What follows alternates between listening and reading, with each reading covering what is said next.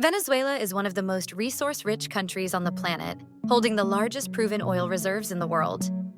Yet the country faces severe inflation, food shortages, and one of the largest migration waves in modern history.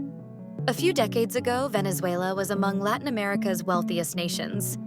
But economic over-reliance on oil, corruption, and long-term governance challenges pushed the country into decline.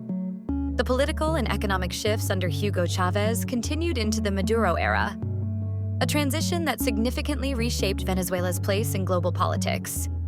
To understand the current tension, we have to look beyond economics and into geopolitics. For generations, the United States has closely monitored developments in the Western Hemisphere, especially when they involve major energy producers.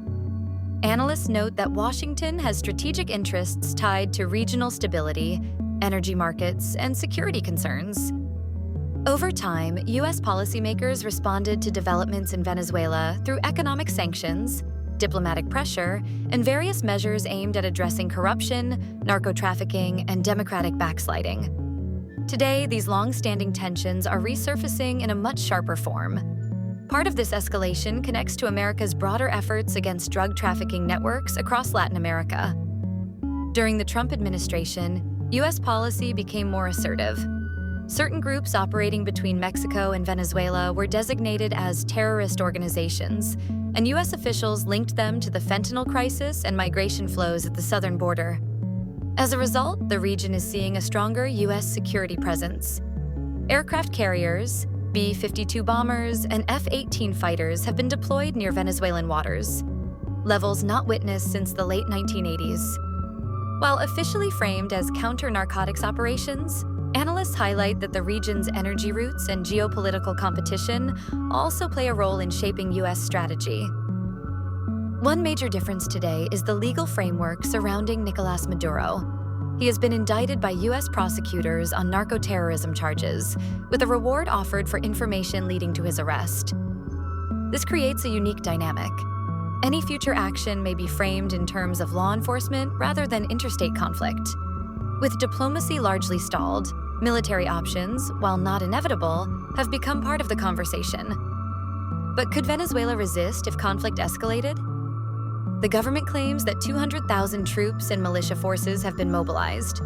Officials reference remaining Sukhoi jets and a handful of aging F-16s. Yet much of the country's military hardware is outdated or poorly maintained, raising questions about operational readiness. Most analysts agree that Venezuela's air defense systems, many dating back decades, would be overwhelmed by modern U.S. capabilities. Another key factor is the involvement of global powers.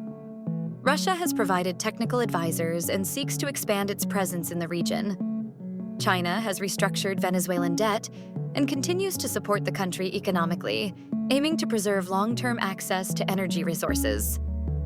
Neighboring countries such as Brazil, Colombia, and Chile are watching the situation closely. Many remember the instability of the Cold War era and are wary of renewed regional tensions. Inside Venezuela, the political environment is tense. Government officials believe outside intervention is possible, and intelligence agencies have tightened internal control. In the U.S., the political conversation is very different, focused on law enforcement, border security, and the threat of organized crime. Ultimately, Venezuela's crisis is no longer just an economic collapse.